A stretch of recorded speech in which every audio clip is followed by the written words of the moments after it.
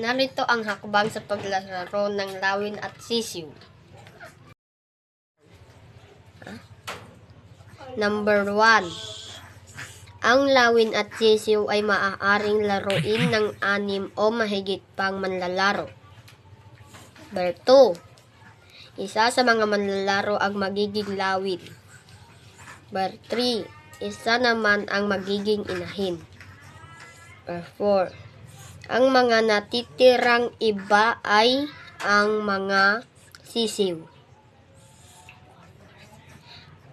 5. Ang lawin ang kalaban sa larong ito. 6.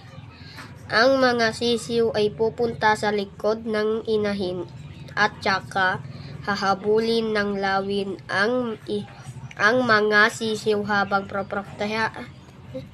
pinoproyektahan nila ang inahin.